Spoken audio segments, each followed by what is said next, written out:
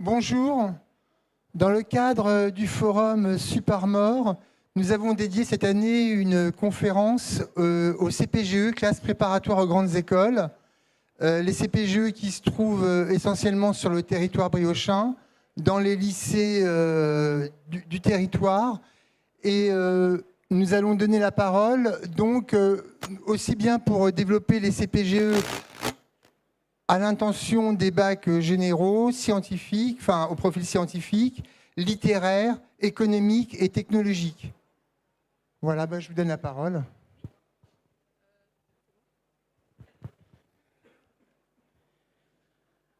Bonjour à tous, Christelle Bigot, je suis professeure de physique en deuxième année, classe préparatoire au lycée Rabelais, en filière MP.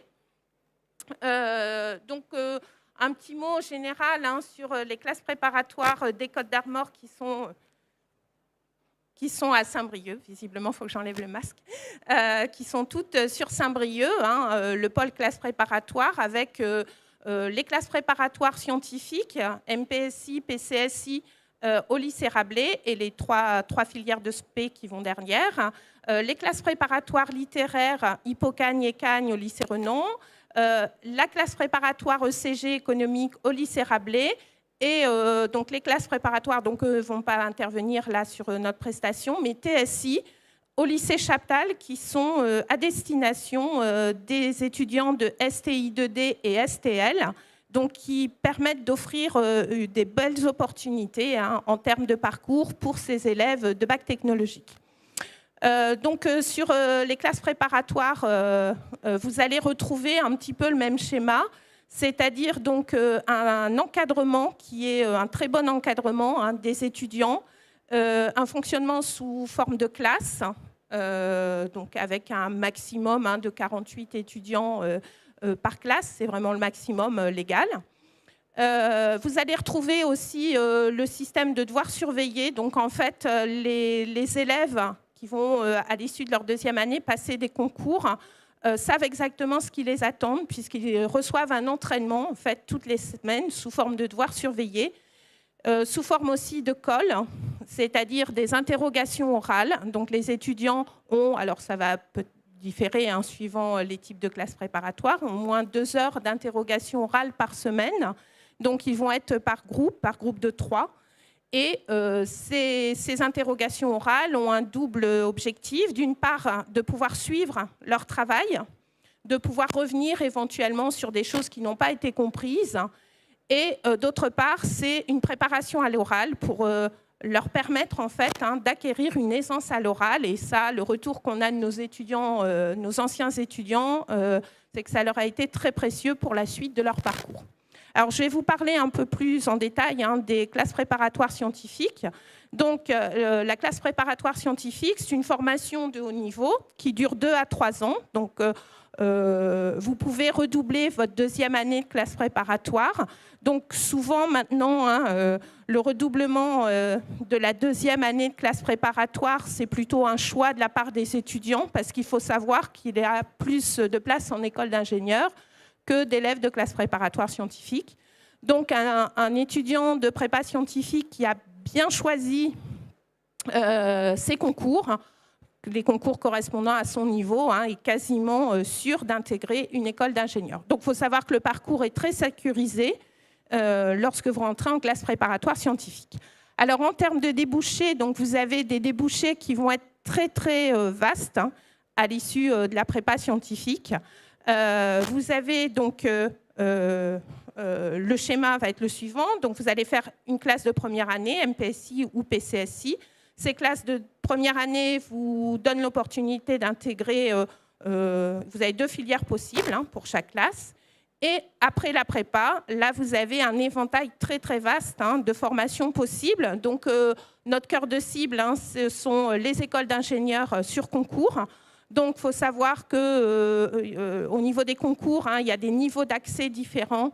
Ce sont des concours communs qui regroupent plusieurs écoles avec des niveaux d'accès différents. Donc, ça vous permet d'intégrer des écoles type centrale, les mines, les INP, par exemple, ou les écoles Polytech.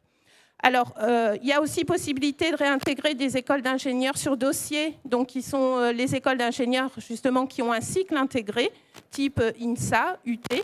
Donc, il faut savoir que sur ces formations, hein, le passage en cycle ingénieur n'est pas de 100%. Je crois qu'il est à peu près de 80%. Hein. Bon, ça peut dépendre un petit peu des cycles. Et donc, nos étudiants vont repostuler sur dossier au niveau de ces écoles. Alors, il y a possibilité aussi d'intégrer une L3 à l'issue de la prépa scientifique. Donc, des L3 de maths, de physique, d'informatique, de sciences de l'ingénieur, mécanique, électronique, etc. Puisque nous rentrons dans le cursus LMD. Donc, au niveau... lorsque vous passez en deuxième année, vous avez les crédits d'enseignement d'une première année de licence et à l'issue de la deuxième année, d'une deuxième année de licence. Les étudiants peuvent aussi intégrer des écoles par alternance. Donc ça, c'est assez nouveau. Depuis 2-3 ans, hein, l'alternance s'ouvre de plus en plus pour les élèves de classe préparatoire scientifique. Vous avez aussi toutes les écoles militaires, navales, Saint-Cyr, école de l'air, les écoles de l'aviation civile, ENAC, ICNA, etc. Et aussi, alors ce n'est pas notre débouché principal, hein, et quand on veut faire du commerce, on va en prépa ECG, on ne vient pas en prépa scientifique, hein, mais ça reste une porte de sortie, même si elle est marginale, pour éventuellement des élèves qui trouvent que finalement l'ingénierie ne correspond pas à ce qu'ils veulent faire. Il y a des possibilités aussi de passerelle en école de commerce. Mais je vous dis, ce n'est pas notre vocation première. Alors, au niveau des concours, hein, ils sont très vastes avec des niveaux d'accès différents. Donc, concours X, alors X, c'est Polytechnique, NS, les concours centrales, le concours Minpon, les concours, ce qu'on appelle CCNP 3A Polytech, et la BE-CEAS, j'en ai pas parlé, qui regroupe les écoles d'actuariat, c'est-à-dire les écoles pour travailler dans la finance. Donc ces écoles recrutent des élèves de classe préparatoire scientifique. Alors, il faut savoir que les domaines d'activité, ça vous ouvre, comme nous sommes une formation généraliste, ça vous ouvre en fait plein de domaines qui correspondent aux domaines des écoles.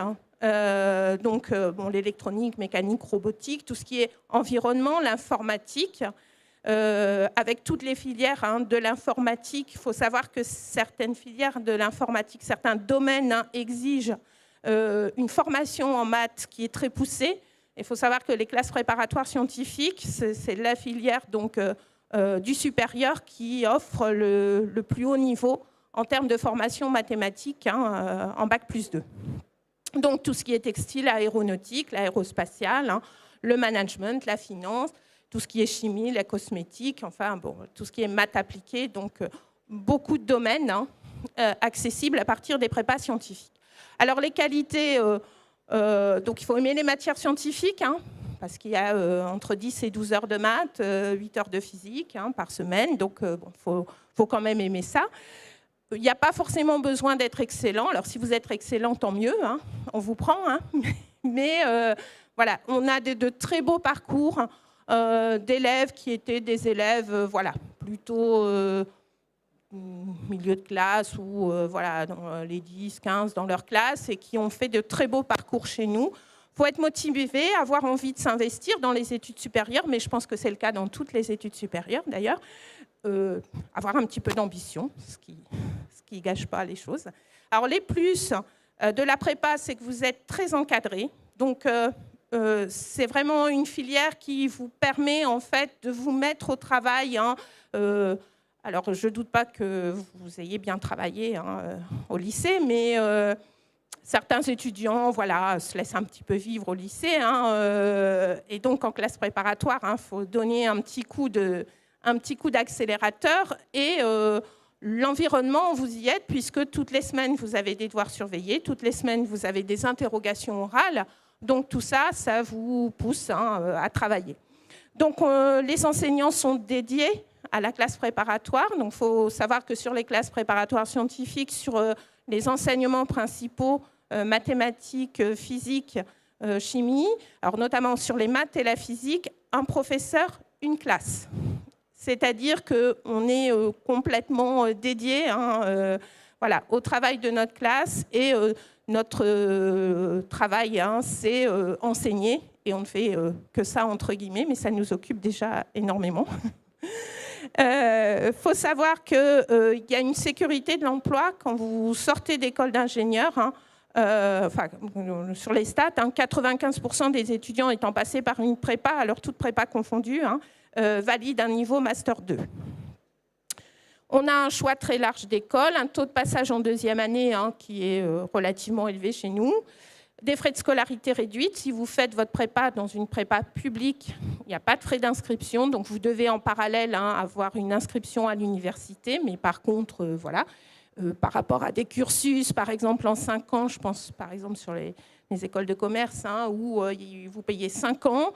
Là déjà, il y a 2 ans hein, où les études ne coûtent pas cher. Il y a des possibilités de logement en internat pour les étudiants qui ne sont pas en proximité. Il faut savoir que l'internat, hein, c'est prix défiant toute concurrence, hein, puisque voilà, c'est à peu près entre 1 500 et 1 700 € par an, logé, nourri. Hein. Bon, pas blanchi, mais...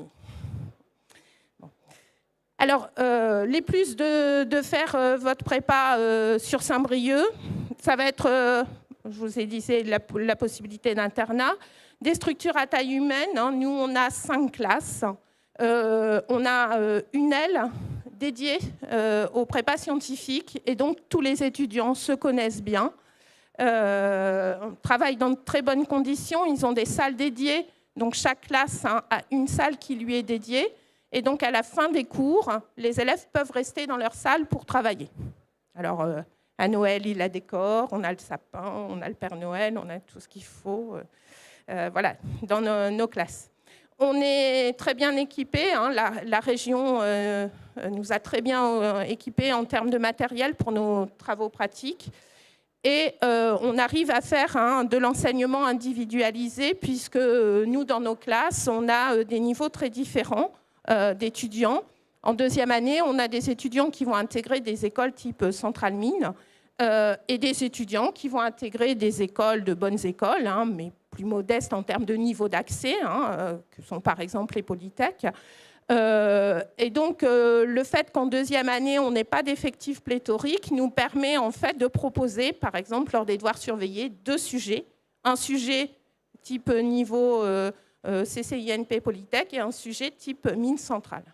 Donc, ce qui nous permet en fait de pousser nos meilleurs étudiants à intégrer. Donc, si vous allez voir les stats hein, de réussite, donc on est en train de remettre à jour là, nos statistiques, on n'a pas à rougir par rapport à de gros lycées, hein, de grosses villes bretonnes. On n'a pas à rougir de nos résultats. Si vous comparez, voilà, on a effectivement, sans avoir de classe étoile, on a des résultats qui rivalisent hein, avec ces gros lycées. Alors, notre structure, hein, bon, à partir d'une terminale générale, hein, il y a 2 filières, MPSI, PCSI, qui vous permettent d'accéder à deux classes de deuxième année. Alors, les choix des spécialités, hein, en première, maths, plus physique-chimie, éventuellement une 3e matière scientifique, mais ce n'est pas obligé. En terminale, maths, plus une autre discipline scientifique. Alors physique-chimie, c'est bien, parce qu'on fait beaucoup de physique-chimie. Ça peut être aussi sciences de l'ingénieur du numérique, ou sciences de l'ingénieur, ou numérique et sciences informatiques. Si vous faites l'option maths expert, c'est un plus.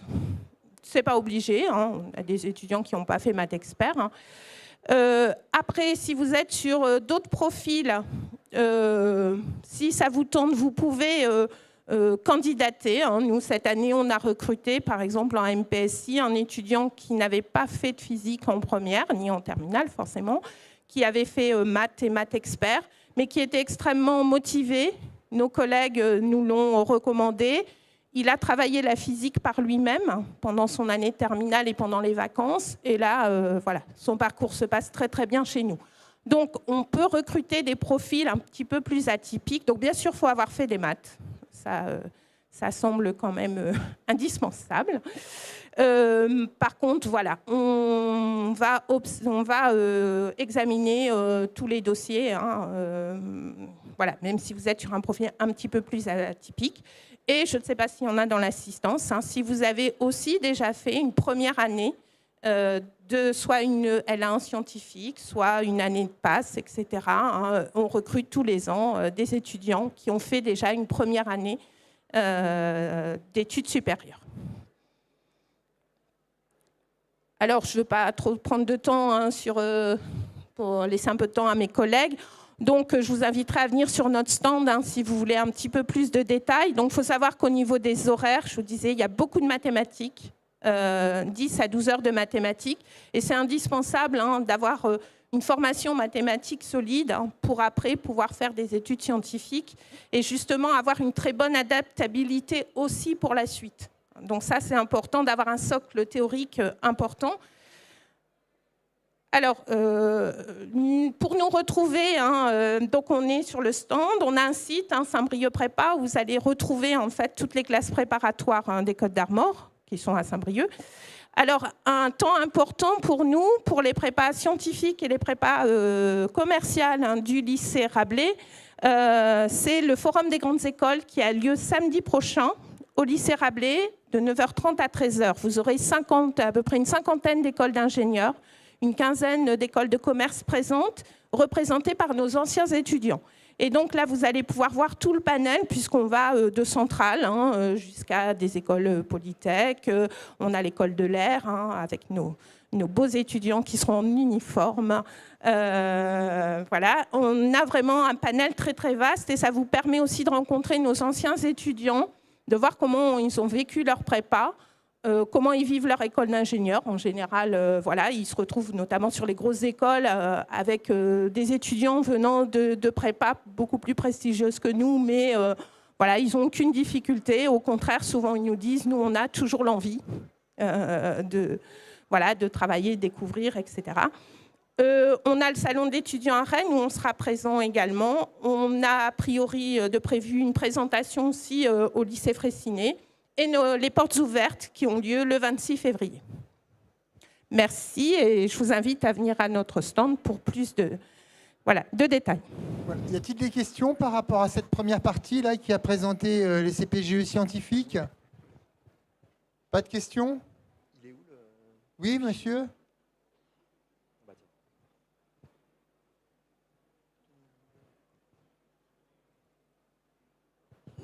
Est-ce que, du coup, la réforme du lycée a eu un impact ou des changements sur le programme de prépa? Ou c'est des programmes qui sont en place depuis déjà quelques années et qui sont à peu près stables? Il y a eu des changements, hein, un peu de changements sur les programmes de classe préparatoire scientifique. Hein. Il n'y a pas eu énormément de changements parce que, a priori, la nouvelle réforme sur le papier est un peu plus exigeante au niveau scientifique. Donc, par contre, il y a eu des petites choses, notamment en informatique. Les programmes ont changé, un petit peu d'intelligence artificielle qui arrive sur les programmes de sciences de l'ingénieur. Voilà, on s'adapte en général. Hein. D'autres questions?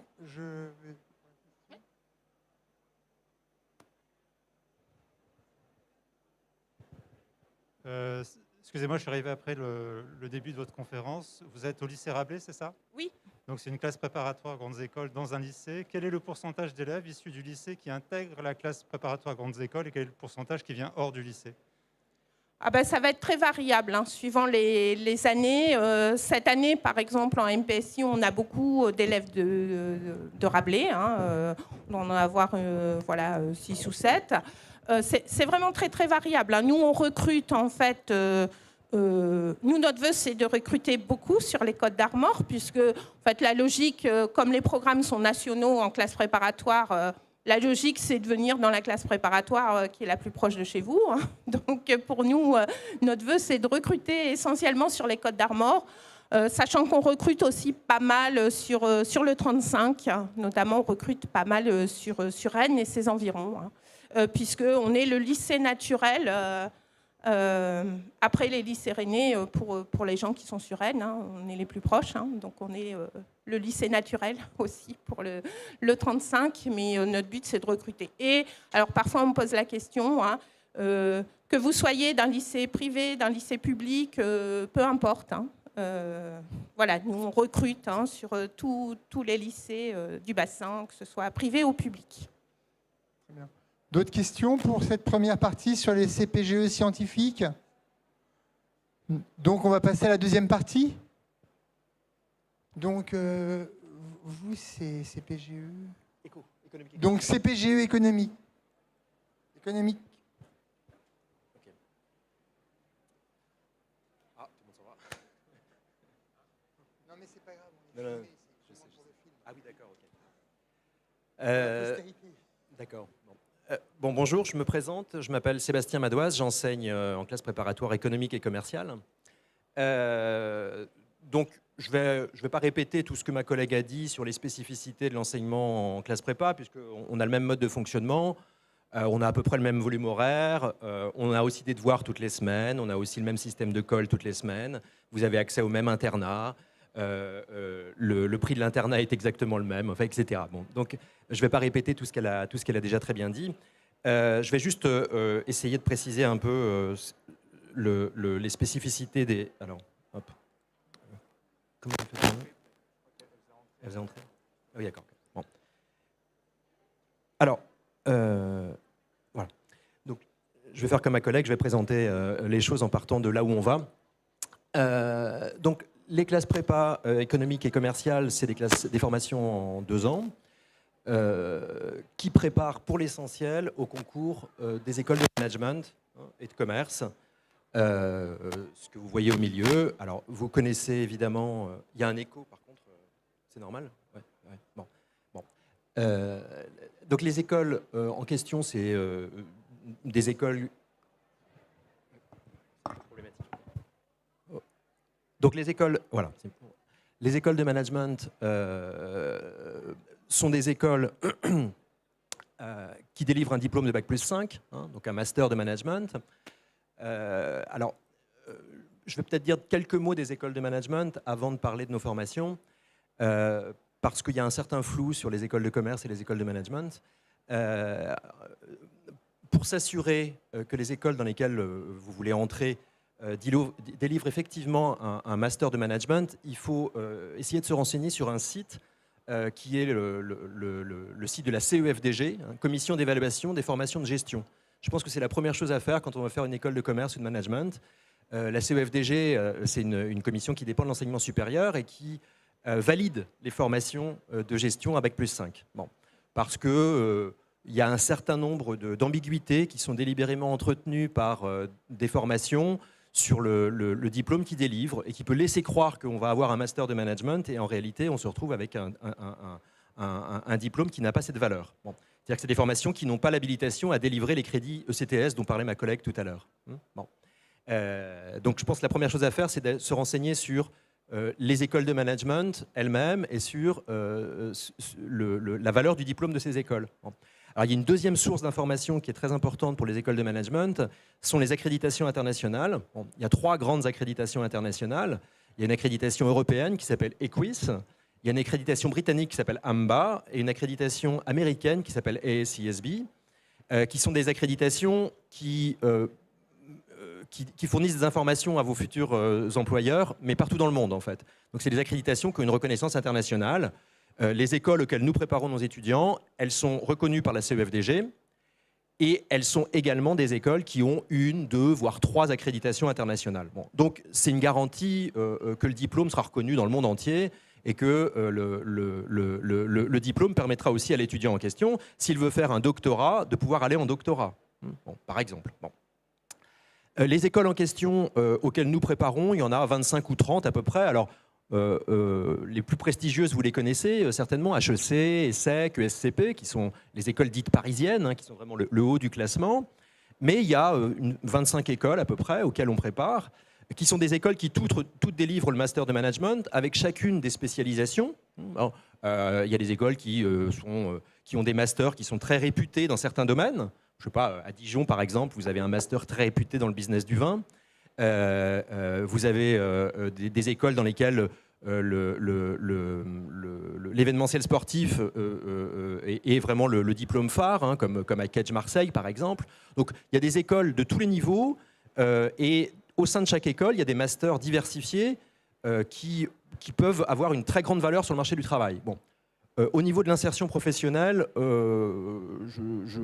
les écoles de management et de commerce rivalisent avec les écoles d'ingénieurs. Donc ce que disait ma collègue tout à l'heure, je le reprendrai à mon compte, hein, le taux d'insertion sur le marché du travail est tout à fait remarquable en sortant des écoles de management.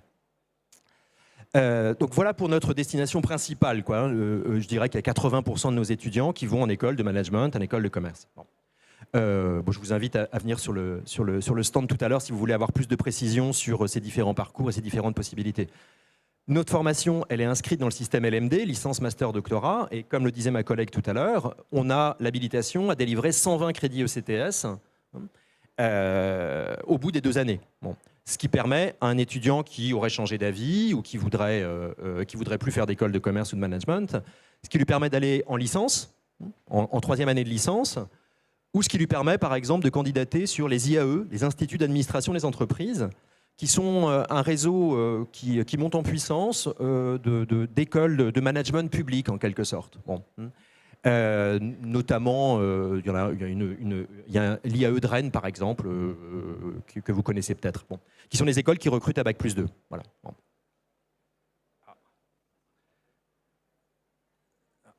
Alors, ah oui, comment je fais pour revenir en arrière? Hop. Aïe. Alors, excusez-moi. Voilà. Donc voilà.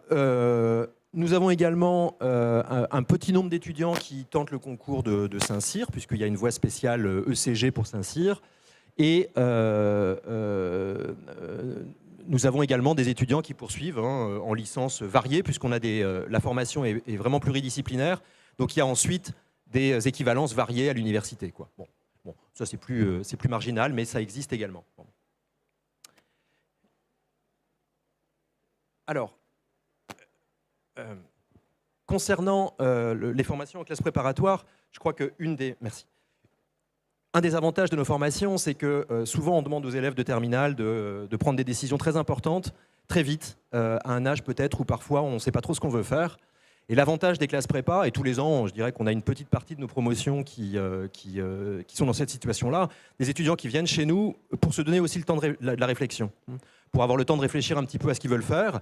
Et nous, une bonne partie de notre activité, en fait, ça consiste à aider les étudiants à trouver la meilleure école pour eux, ce qui leur conviendrait le mieux, en fonction de leur goût, mais aussi de leurs possibilités, de leurs capacités qu'on découvre avec eux. Bon.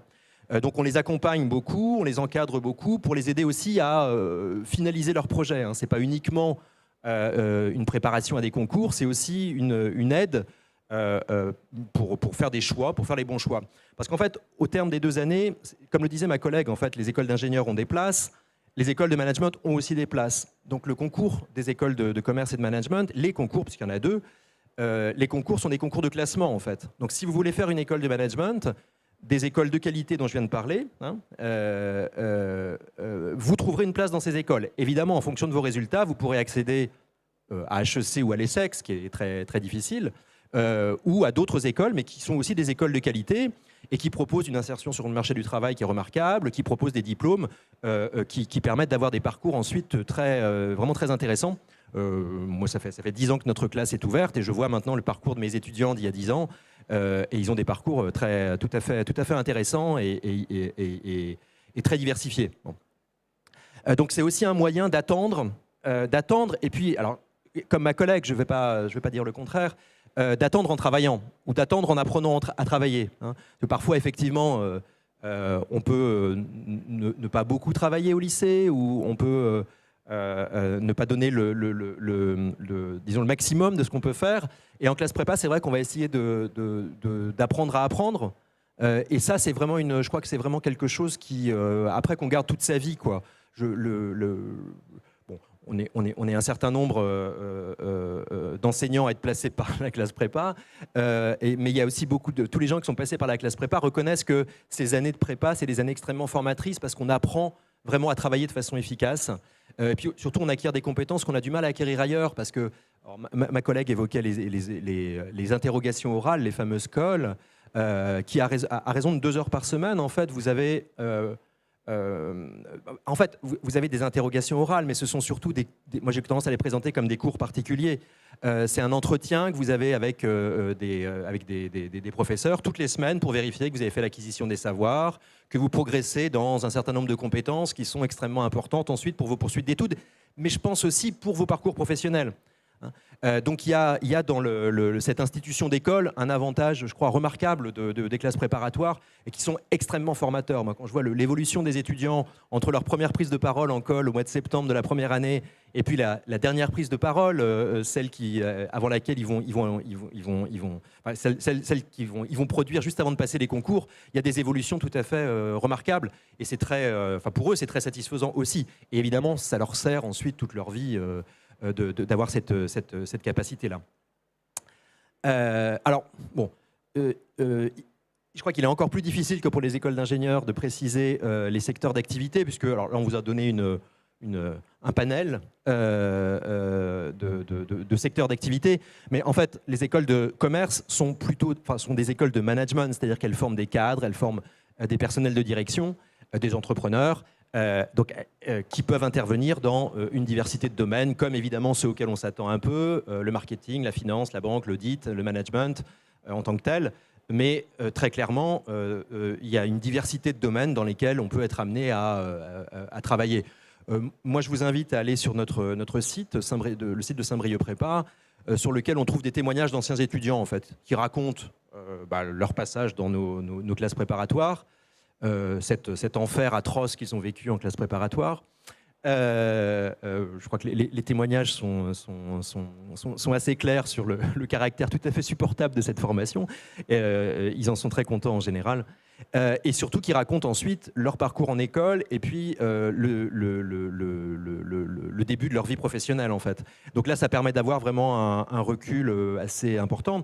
Ma collègue le disait tout à l'heure, la semaine prochaine, nous avons un forum des anciens étudiants. Il y a une quinzaine d'écoles de commerce qui sont représentées au lycée Rabelais samedi prochain. Donc moi, je vous invite à y venir si vous voulez avoir des témoignages d'étudiants, à la fois le témoignage de leur parcours en classe prépa et de leur parcours, le début de leur parcours en école. On a des étudiants qui reviennent parfois 3-4 ans après être sortis d'école. Hein. Il y a même des étudiants qui ont commencé à travailler qui viennent. Bon, ça montre à quel point ils ont mal vécu leur classe préparatoire. Donc voilà pour la diversité de métiers auxquels ça prépare. Alors, quel niveau il faut pour rentrer en classe préparatoire économique et commerciale ? Ce qu'on attend surtout, en fait, comme je vous le disais, c'est un concours de classement. Donc on attend surtout que les étudiants qui sont chez nous soient des étudiants intéressés et qu'ils aient des résultats corrects, équilibrés et qu'ils soient motivés et prêts à travailler. Voilà. Bon. Dans la mesure où c'est un concours qui est un concours de classement, quand on accepte un étudiant dans nos classes, en fait, on s'engage à ce qu'il arrive à obtenir la meilleure école pour lui. C'est un engagement qu'on prend et en 2 ans, on va l'amener au meilleur pour lui. Bon. Donc ce qui est important, c'est juste que l'étudiant soit motivé, qu'il soit prêt à travailler. Et c'est vrai, comme il y a une diversité de matières enseignées, il faut être assez curieux, il faut avoir du goût pour l'économie, pour la philosophie un petit peu, pour les lettres, pour les langues, pour l'informatique, etc. Bon. Alors,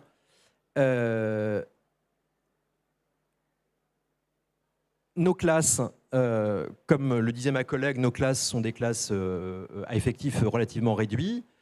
Il y a une ambiance de travail qui est très bonne. Alors, je ne vais pas répéter ce qu'elle a dit, hein.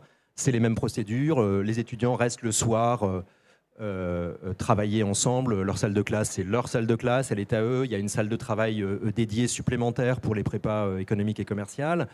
Le lycée ferme à 9h30, je crois, donc ils peuvent rester le soir jusqu'à travailler s'ils le souhaitent. Avec des possibilités d'être interne-externé, hein, c'est-à-dire d'avoir un logement à l'extérieur et de prendre le repas du soir au lycée. Je ne sais pas si ça importe à certains, mais ça peut fournir une facilité de vie, en tout cas, assez appréciable. Alors, des étudiants disponibles, ça c'est vrai, bienveillants, on essaye de l'être. Mais en tout cas, disponible, oui, je crois qu'on se rend vraiment disponible. On essaye vraiment, pendant 2 ans, de s'occuper du projet de l'étudiant. Évidemment, on s'occupe de notre discipline, on s'occupe de le préparer, mais on s'occupe aussi de son projet et de l'aider à façonner son projet, notamment en informant beaucoup sur les écoles de management. On fait intervenir les écoles de management qui viennent présenter leur cursus, leurs différentes offres de formation. Et on prépare aussi, évidemment, spécifiquement aux entretiens d'entrée. Donc le suivi se veut régulier et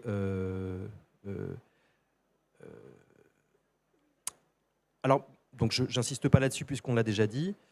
Une dernière question peut-être, puisque je vais laisser la parole à mon collègue. Pourquoi choisir une école, une prépa plutôt qu'un IUT?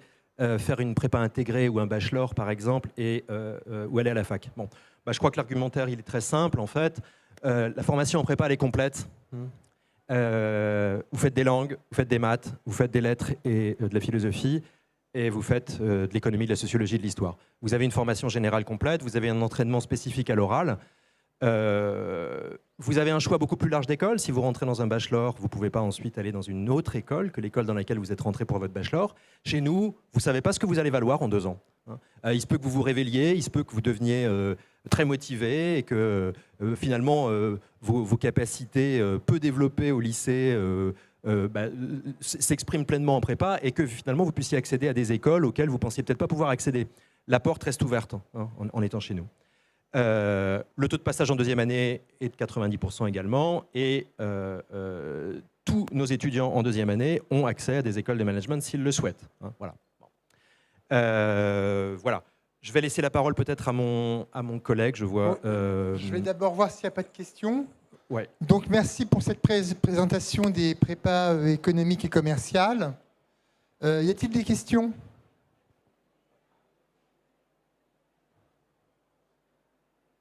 Donc, les CPGE économiques et commerciales, monsieur a fait un petit rapprochement, enfin une petite comparaison avec les buts ou bien les formations qui sont plus professionnelles, alors que c'est vrai que les prépas aux grandes écoles, c'est très théorique, on apprend beaucoup de disciplines, sociologie, philosophie, les langues, etc. C'est plus abstrait.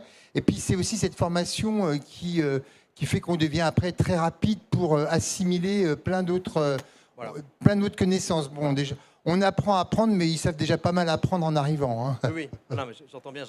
Ouais. Ce que je voulais dire par là, c'est que en fait, il y a un rythme de travail en classe prépa, et puis on insiste sur un certain nombre de compétences et sur un certain nombre de savoirs disciplinaires, en fait, qui peuvent paraître peut-être pas directement utiles dans l'immédiat, mais qui, en fait, sur le long terme, sont très utiles, en fait.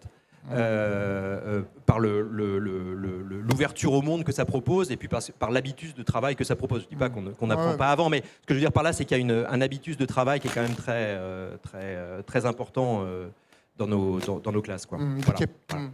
C'est moins concret, moins professionnel que les buts ou les BTS ou les écoles avec les prépas intégrés qui sont déjà beaucoup plus ciblées par rapport aux disciplines et aux démarches qu'elles veulent enseigner. Tout à fait. Y a-t-il des questions ? Des questions? Non? Bon, on va passer donc... Ah, pardon, excusez-moi.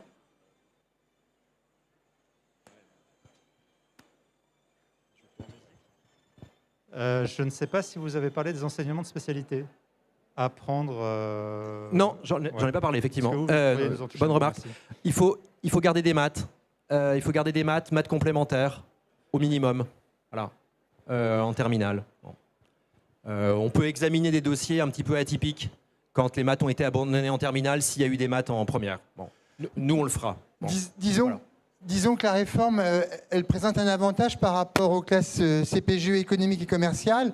C'est qu'à l'époque où il y avait les séries, on était obligé de prendre S pour faire une classe prépa économique et commerciale d'un très haut niveau. Parce qu'il y a aussi certaines formations qui sont dédiées au bac technologique.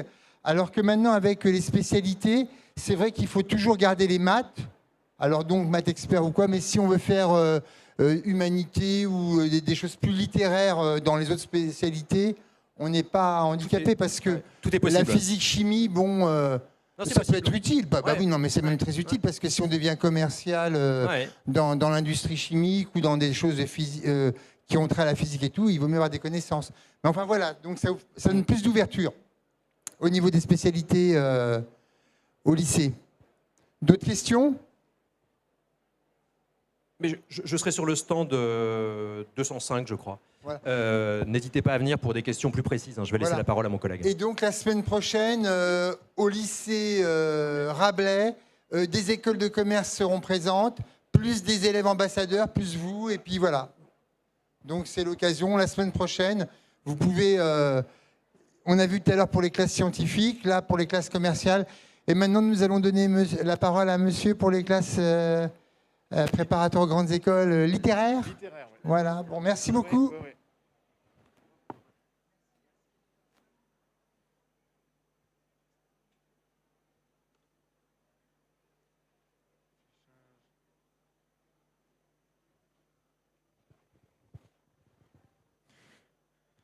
Bien. Bonjour, je suis Erwan Egoff, j'enseigne la géographie en CPGE littéraire. Alors la CPGE littéraire est au lycée Renan, que vous connaissez, qui est dans le quartier Saint-Michel à Saint-Brieuc.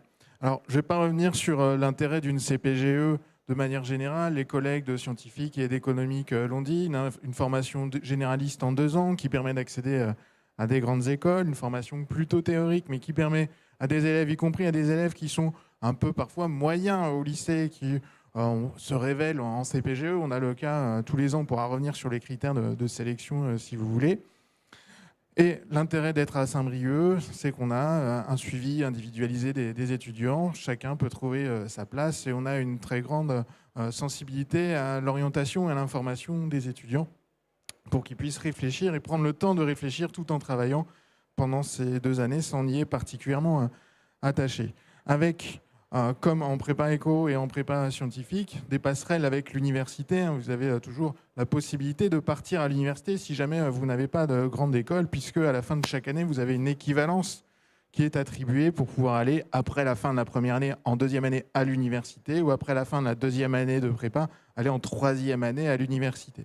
Et si vous décidez de faire une deuxième année, c'est-à-dire de redoubler la 2e année pour avoir une meilleure école, vous pouvez avoir une équivalence L3, on vous attribue 180 crédits ECTS et donc vous pouvez aller en master directement après une deuxième année de classe prépa. Donc peu importe ce que vous avez, si vous avez une école ou pas d'école, et si vous n'avez pas d'école, vous avez toujours ce parachute, ce plan B qui est l'université, et vous n'aurez jamais perdu votre temps en classe préparatoire. On pourra y revenir après si vous le voulez. Les disciplines enseignées, je vais le faire plutôt de manière un peu différente des autres collègues. Les disciplines enseignées en classe préparatoire littéraire, ou Hippocane, qui est le surnom. Vous voyez, il y a un gros tronc commun en première année, 5 heures de français, 5 heures d'histoire, etc. Et ça correspond globalement au tronc commun du lycée, avec le lycée nouvelle génération, depuis la réforme du bac. Ce qui signifie que n'importe quelle spécialité peut être choisie au lycée, que ce soit des spécialités plus littéraires, HLP, HGGSP ou autres, tous ces acronymes que vous maîtrisez globalement. Donc, même si vous avez suivi uniquement des spécialités scientifiques, vous pouvez candidater en classe préparatoire littéraire, puisque avant la réforme du bac, nous recrutions aussi des étudiants qui avaient un bac S. Donc, de ce point de vue-là, le choix des spécialités n'est aucunement discriminant pour entrer en classe prépa littéraire, puisque les formations disponibles après une classe prépa littéraire ne sont pas forcément uniquement hyper littéraires. Donc c'est aussi pour ça qu'on a cette évolution, et on a quelques options en première année avec du latin, du grec, etc. Un mot directement sur les langues anciennes. Les langues anciennes, il n'est pas obligatoire d'avoir suivi un enseignement de langues anciennes au collège ou au lycée. Quasiment plus personne n'a suivi de latin ou de grec d'ailleurs au lycée, donc ce n'est pas un critère discriminant de sélection. Vous pouvez commencer le latin et le grec en Hippocane, il n'y a aucun souci, ça se fait très bien tous les ans. Le seul critère déterminant en termes de langue, ça va être les langues vivantes. Tous les ans, on a des dossiers où on a des candidats qui ont anglais et italien ou anglais et chinois sans avoir de LV3 qui serait allemand ou espagnol. Et on refuse à contre-cœur tous les ans des très bons dossiers qui n'ont pas les bonnes langues vivantes. Il faut avoir fait 2 des 3 langues vivantes suivantes, anglais, allemand ou espagnol, en ce qui nous concerne, puisqu'on ne peut pas prendre anglais, allemand ou espagnol en initiation. D'accord ? Donc, si vous avez fait anglais, italien ou anglais chinois et en LV3, allemand ou espagnol, il n'y a aucun souci, hein, que ce soit en LV1, LV2, LV3. Il faut juste avoir fait 2 de ces 3 langues. C'est un critère important. Alors, si vous êtes en première, il est toujours possible. On a une étudiante qui l'a fait, qui avait eu cette information dès l'année de première. Elle avait pris en LV3 au CNED en terminale. Elle avait commencé une langue en terminale au CNED en LV3. Je crois qu'elle faisait anglais et chinois, puisqu'elle avait fait tout son parcours au collège Le Braz et après au lycée Renan. Et il lui manquait une LV3 et elle voulait absolument venir en Hippocagne à Renan. Donc elle a pris LV3 espagnol au CNED juste une année, ce qui lui a permis de rentrer dans les critères. Après en Hippocagne, elle a fait un peu d'espagnol. Bon, évidemment, c'était un petit peu compliqué l'espagnol. Et après en deuxième année, comme on ne peut garder qu'une seule langue, elle a laissé tomber l'espagnol. Donc elle a gardé l'anglais. Donc tous les ans, donc, on a ce type de dossier qu'on ne classe pas à regret malheureusement. Sinon, pour le reste, donc, la spécialité n'est pas un critère discriminant. Bien évidemment, comme mes collègues, il faut aimer les disciplines un petit peu plus littéraires. Il faut être motivé et intéressé. Alors, les particularités en classe prépa à Renan, alors je ne vais pas revenir dessus puisque c'est exactement la même chose qu'en prépa scientifique et éco. Il faut aimer toutes les matières. Et on va vous demander de travailler toutes les disciplines de manière égale. Et si on est dans les critères de classement, j'insiste dessus parce que c'est souvent les questions qu'on a sur le stand. C'est pour ça. Sur les critères de classement, on regarde l'homogénéité des notes. Si vous avez 19 en philo et 10 partout dans toutes les autres disciplines, à la limite, il vaut mieux aller en L1 de philo. Mais si vous avez des notes homogènes partout, ça nous convient très bien. Du moment que c'est globalement au-dessus de la moyenne de classe, ça nous suffit. Ensuite, on a toujours le rythme soutenu avec des devoirs écrits réguliers, le même système de colle.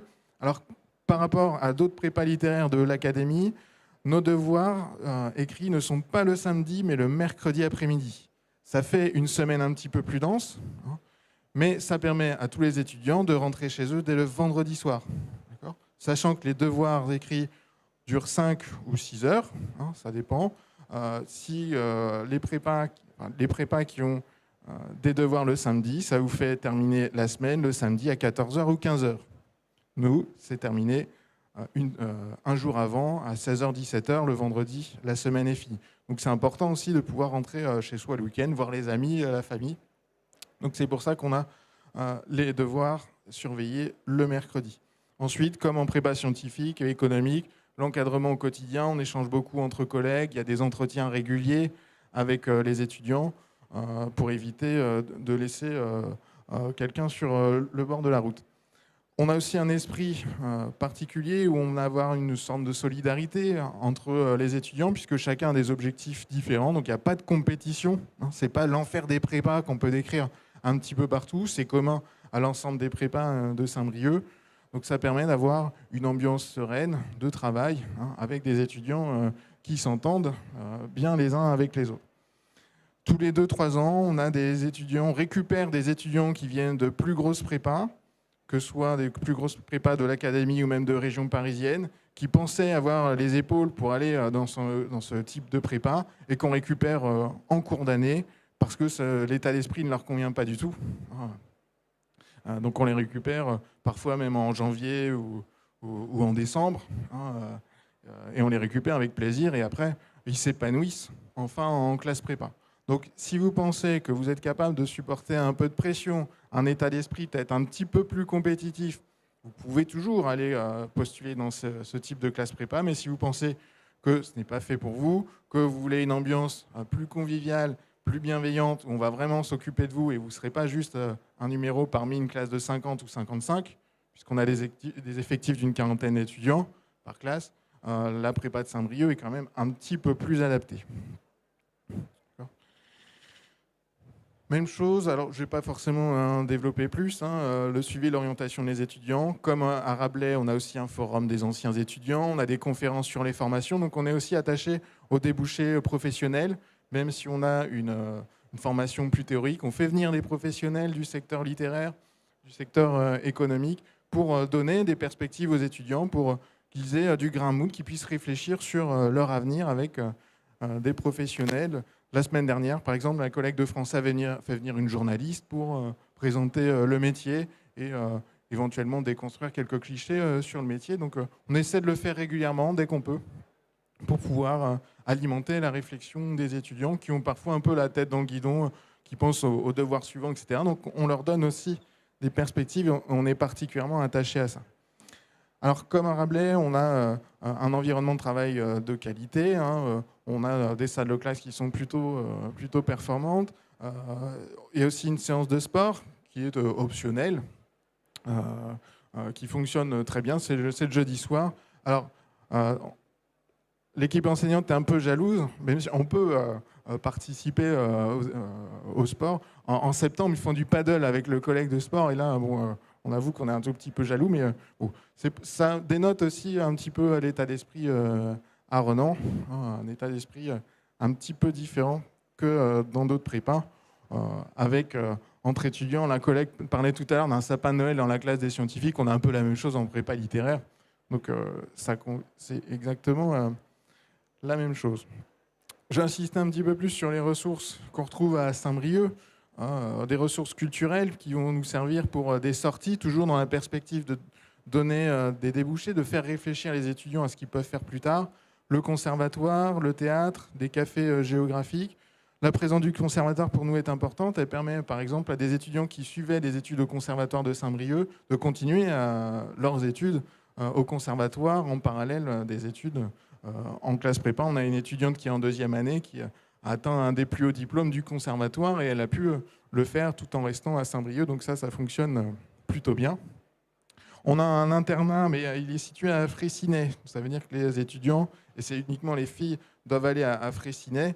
Mais si ça peut vous sembler contraignant, vous pouvez aussi être logé dans le parc privé.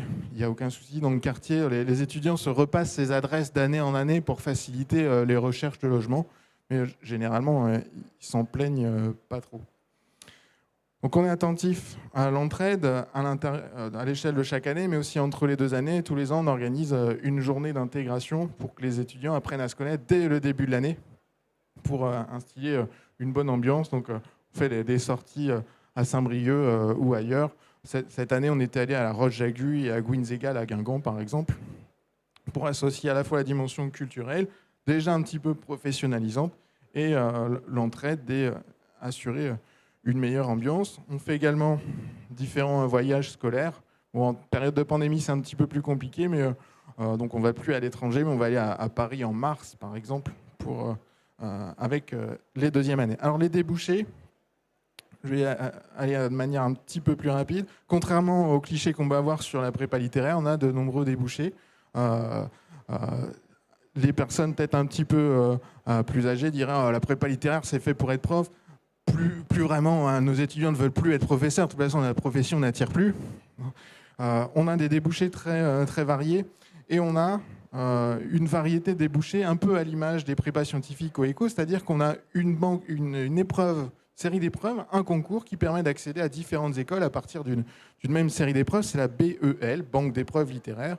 Donc on a des écoles dans les langues étrangères pour être interprète, traducteur, une école dans le journalisme et la communication, le CELSA. On peut aussi accéder après une prépa littéraire aux mêmes écoles de management qu'après une prépa éco. La seule différence, c'est qu'il n'y a pas besoin de maths pour y accéder. Et souvent, le ratio est même plus favorable par rapport aux places. Et vous pouvez accéder à une meilleure école en passant par une prépa littéraire que par une prépa éco, puisqu'il y a plus de places que de candidats. On a eu des étudiantes un peu moyennes, il faut le dire, en classe prépa, qui ont eu Rennes School of Business, qui est l'une des 15 premières écoles de commerce. Donc là, ça fonctionne très bien de passer par les écoles de commerce. On a ensuite l'ENS, évidemment, qui était le seul débouché. À l'origine, les prépas littéraires, mais aujourd'hui, c'est très limité. On retrouve tout ce qui est management public et privé, les IEP, l'ISMAP, qui est l'équivalent d'un IEP. Vous pouvez même aller en L3 de gestion à Paris-Dauphine après une prépa une prépa littéraire. Hein. Et ensuite, les parcours plus littéraires, École du Louvre, et vous pouvez aussi devenir officier de l'armée de terre et aller à Saint-Cyr après une prépa littéraire, tout comme après une prépa scientifique ou éco. Donc les perspectives professionnelles, on va voir le monde de l'enseignement et de la recherche, mais vous l'aurez compris, c'est plutôt minoritaire.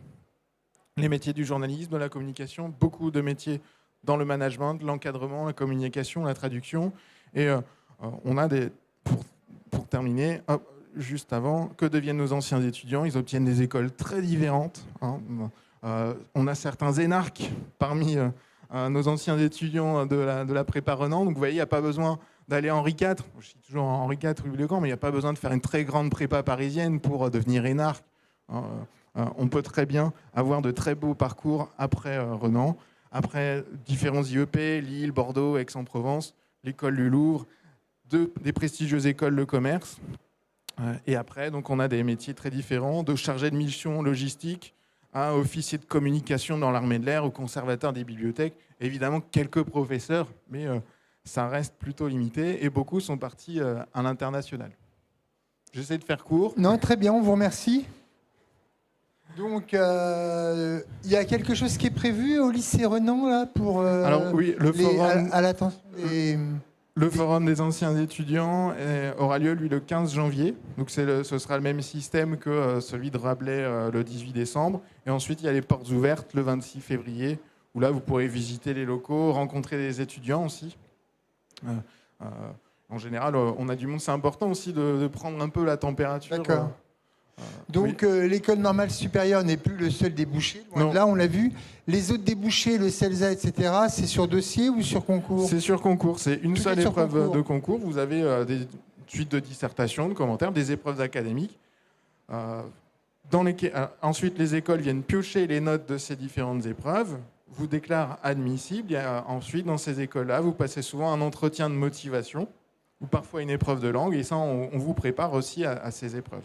J'ai oublié de parler d'une convention qu'on a avec l'IEP de Rennes.